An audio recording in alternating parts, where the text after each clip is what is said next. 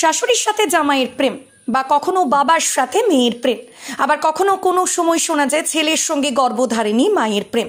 এবার হয়তো ভাবছেন এই আবার কেমন কথা।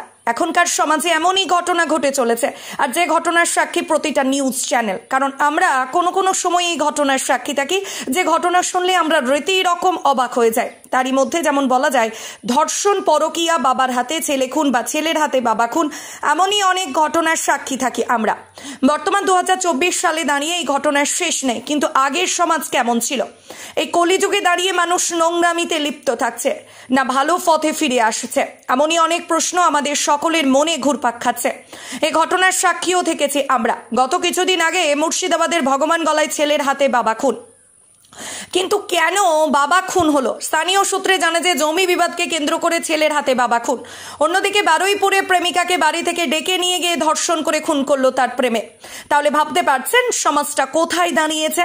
এমনই অনেক ঘটনার সাক্ষী থাকছি আমরা। কিন্তু কখনো ভেবে দেখেছেন আপনি আপনার পেটের সন্তানকে লালন পালন করবার পর সেই আপনাকে কেন খুন করছে? কারণ ভুলটা আপনার।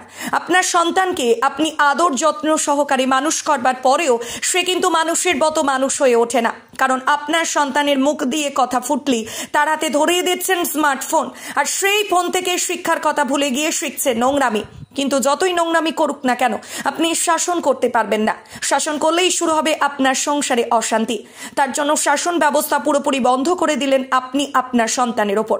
সন্তানটি তখন ছোট থেকে বড় হলো, সেই সময় শিক্ষার পথে পা না বাড়িয়ে পা বাড়াচ্ছে সুন্দরী রূপসী কন্যার দিকে। তারপরেই শুরু হচ্ছে মেলামেশা, শুরু হচ্ছে নোংরামি।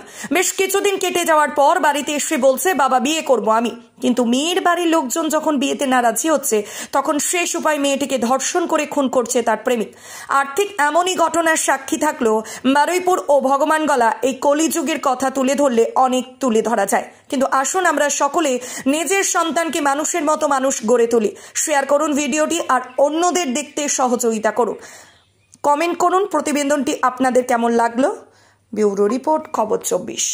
আমার ভাগ্নিটাকে জোর করে ফোন করে ডেকে নিয়ে গিয়ে এটা 4-5 জন মিলে ধর্ষণ করে দিই। ধর্ষণ করে তারপরে কি করে? তারপর তাকে গলা টিপে মেরে দিয়েছি। যারা করেছে তারা কি পরিচিত? তাদের সঙ্গে কিভাবে আপনার ভাগ্নির আলাপ হয়েছিল? এটা তাদের সঙ্গে ফোনে আলাপ হয়েছিল, মানে ফেসবুকের মাধ্যমে আলাপ হয়েছিল। এখন কি চাইছে? এখন চাই তো শাস্তি চাইছিল। কারা কারা তাদের নাম জানেন? কারা কারা এই ঘটনায়? দুজনের নাম আমরা শুনেছি, বাকি আর নাকি তাদের নাম জানা যায়নি। দুজন কারা কারা? একজন অজয় মণ্ডল, একজন দেবাশিস নস্কর। দুজনকে কি পুলিশ ধরেছে? হ্যাঁ, দুজনকে পুলিশ অ্যারেস্ট করেছে। আচ্ছা, আপনাদের অভিযোগটা কি, কিভাবে এই ঘটনা ঘটলো সেটা একটু বলুন। আমাদের অভিযোগ, আমার ভাগ্নির বাড়ি সোনারপুরে। তো কিছু দিন 15 আগে নাকি ছেলেটা সোনারপুরে গেছিলো, ওকে কিছু বুঝিয়ে শুয়ে এখানে নিয়ে এসেছি। নিয়ে আসার পরেই কন্টিনিউ ফোনে কথা বলতে করতো। ওরা এবার ভাগ্নি শনিবার দিন বাড়ি চলে যাওয়ার কথা ছিল, তো শুক্রবার দিন রাত্রে ওকে ফোন করে ডেকে নিয়ে গিয়ে এই কেসটা করেছে।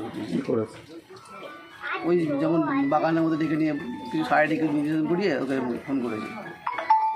কলকাতা বা হায়দ্রাবাদে নয়, এখন নার্সিং পড়ুন আপনার এলাকায় ভগবানগোলা নার্সিং ইনস্টিটিউট।